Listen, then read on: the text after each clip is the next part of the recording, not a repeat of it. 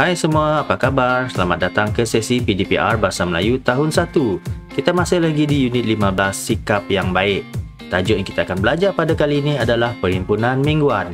Kali ini, cikgu akan fokuskan kepada kemahiran menulis. Jadi, jom belajar.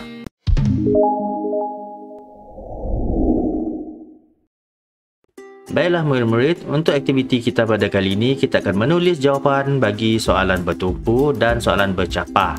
Sebelum itu, kita akan mengenali apakah dia soalan bertumpu dan apakah soalan bercapah. Soalan bertumpu adalah soalan pada aras yang rendah, di mana jawapan atau respons adalah terhad. Kemudian, ia juga berbentuk tertutup dan sangat sesuai untuk menguji daya ingatan murid-murid. Kerana soalan bertumpu ini adalah lebih bersifat objektif.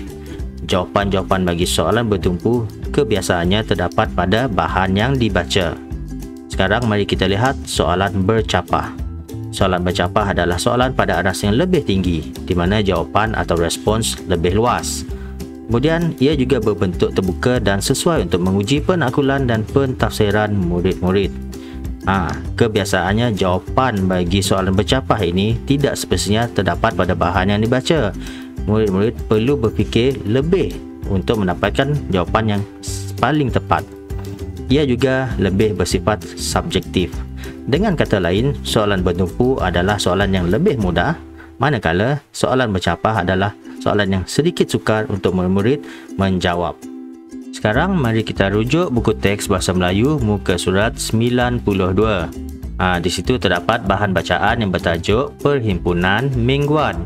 Aktiviti kita pada kali ini seperti cikgu maklumkan di awal video tadi adalah menulis jawapan bagi soalan bertumpu dan soalan bercapah. Tadi cikgu dah terangkan apa dia soalan bertumpu dan soalan bercapah. Cikgu ulang sekali lagi, soalan bertumpu adalah soalan lebih mudah pada aras yang lebih rendah, manakala soalan bercapah soalan yang sedikit sukar pada aras yang lebih tinggi. Okey, di sini kita disediakan dengan 4 bahan bacaan di sini. Okey, kemudian ada soalan. Terlebih dahulu kita baca bersama-sama 4 bahan bacaan ini. Okey, yang pertama. Pada setiap hari Isnin, Perhimpunan Mingguan diadakan di Sekolah Jagu. Murid-murid menyanyikan lagu Negaraku. Mereka berdiri tegak. Mereka tidak berbual semasa guru besar berucap. Jagu mencatat maklumat yang penting. Setelah perhimpunan tamat, murid-murid bergerak ke kelas. Mereka berjalan dengan teraturnya.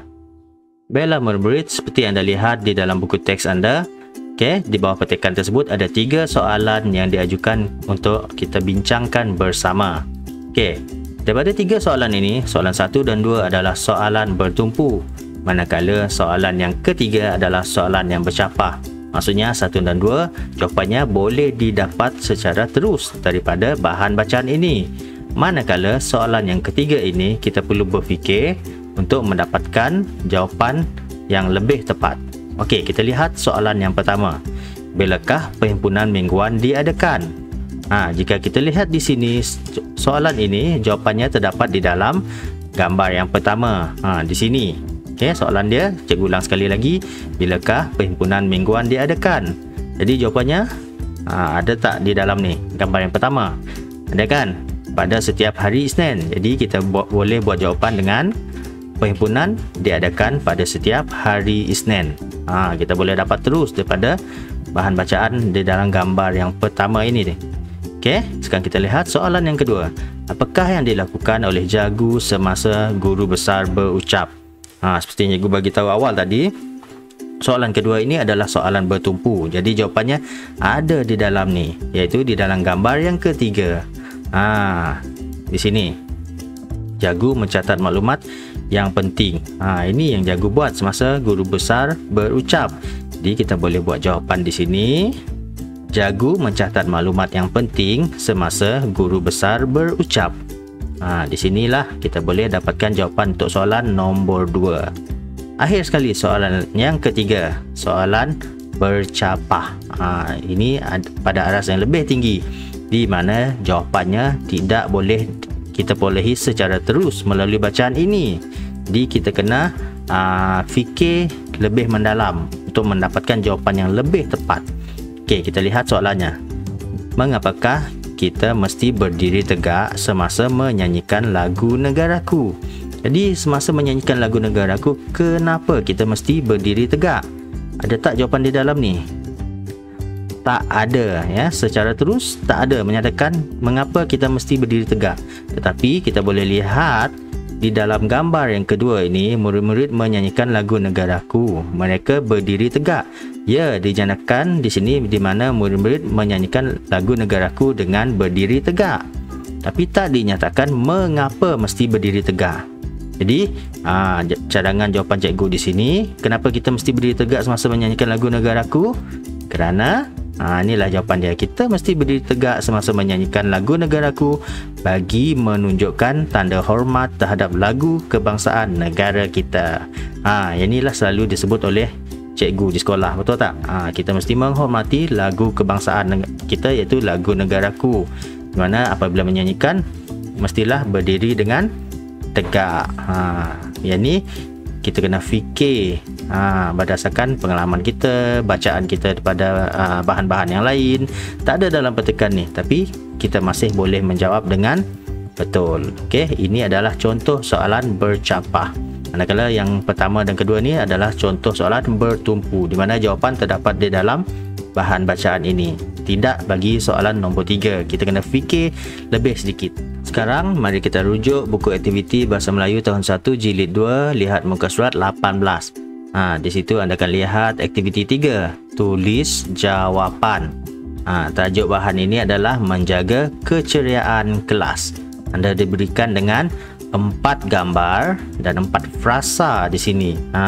Iaitu gambar yang pertama, menyediakan jadual tugas. Gambar yang kedua, menyapu sampah. Gambar yang ketiga, menyusun meja. Dan gambar yang keempat adalah menghias meja guru. Tetapi soalan di sini ada 5.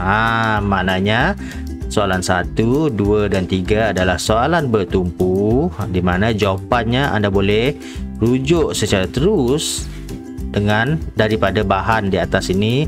Manakala soalan 4 dan 5 anda kena fikirkan apakah jawapan yang paling tepat untuk menjawab dua soalan ini, soalan 4 dan soalan 5. Nampak dia letak tanda otak di sini. Maknanya anda kena gunakan otak untuk fikir dengan lebih baik apakah jawapan untuk ditulis di bahagian ini, soalan keempat dan soalan kelima. Sekarang cikgu bacakan soalan 1. Apakah yang dilakukan oleh budak lelaki itu? Di mana budak lelaki? Ini kan, ini adalah budak lelaki. Jadi apakah yang dilakukan oleh budak lelaki itu? Ada tak jawapan di sini? Ada kan? Menyapu sampah. Jadi adakah kita hanya tulis menyapu sampah di sini? Tidak. Ingat lagi bagaimana cara untuk menjawab soalan dengan lengkap? Memberi respons dengan lengkap. Kita ambil sedikit daripada soalan. Soalan dia tadi, apakah yang dilakukan oleh budak lelaki itu? Anda boleh ambil di sini. Budak lelaki itu sedang menyapu sampah. Cikgu ulang, budak lelaki itu sedang menyapu sampah. Jadi ini soalan bertumpu. Jawapan boleh jumpa secara terus di sini. Tak perlu fikir banyak. Tinggal nak tulis lagi. Okey, soalan yang kedua. Meja disusun oleh berapa orang murid? Lihat di sini, yang mana satukah gambar menunjukkan murid-murid sedang menyusun meja? Ya, gambar yang ketiga, menyusun meja. Meja disusun oleh berapa orang murid? Hitung di sini ada berapa orang murid? Nampak tak? Jadi anda tulis meja disusun oleh berapa orang murid? Kira. 1, 2. Kalau anda boleh nampak 2, tulis meja disusun oleh 2 orang murid. Kalau nampak 5 orang murid. Jadi kena kira dulu dalam gambar ni berapa orang yang susun meja. Jelas kan? Okey, yang ketiga, budak perempuan itu meletakkan apa di atas meja guru? Gambar yang keempat. Lihat dengan teliti gambar yang keempat. Apa budak ni letak di atas meja guru? Apa ni? Tentu anda tahu. Cikgu tak nak bagi jawapan, tapi anda kena fikirkan dan lihat dengan teliti gambar tersebut. Budak perempuan itu meletakkan, tulis nama objek tu di atas meja guru. Kalau meletakkan hadiah, awak meletakkan hadiah. Kalau meletakkan bunga, meletakkan bunga di atas meja guru. Tapi jawab dengan lengkap. Jawapan yang panjang. Okey, jangan ringkas. Okey. Soalan yang keempat, mengapakah mereka menyediakan jadual waktu? Di sini ada jadual waktu bertugas. Jadual waktu bertugas. Jadi kenapa mereka menyediakan jadual waktu bertugas? Fikirkan, kenapa ada jadual waktu bertugas? Jadual waktu ni menunjukkan penggiliran mereka. Siapa yang kena sapu sampah, siapa yang kena susun meja, siapa yang kena hias meja guru, siapa yang kena cuci tingkap. Jadi, kenapakah kena menyediakan jadual waktu bertugas ni? Mereka perlu menyediakan jadual waktu bertugas kerana sebab apa? Fikirkan. Jadi anda boleh nyatakan di sini. Boleh tanya ibu atau bapa anda di rumah untuk bantu anda menjawab soalan bercapah ini. Okey. Yang kelima, bagaimanakah kamu menceriakan kelas? Ini berdasarkan pengalaman awak sendiri. Bagaimanakah kamu menceriakan kelas? Jadi bagaimana kamu menceriakan kelas? Jadi anda jawab di sini. Saya menceriakan kelas dengan apa? Membuat bising ke? Melapit meja ke, ataupun masang langsir ke, menjaga kebersihan ke, tanam bunga ke. Jadi anda kena tulis di sini bagaimanakah kamu menceriakan kelas. Ini merujuk kepada anda sendiri. Tak ada jawapan di sini. Jadi anda kena fikirkan jawapan itu sendiri. Jelaskan. Cikgu harap anda dapat menjawab kelima-lima soalan ini dengan betul.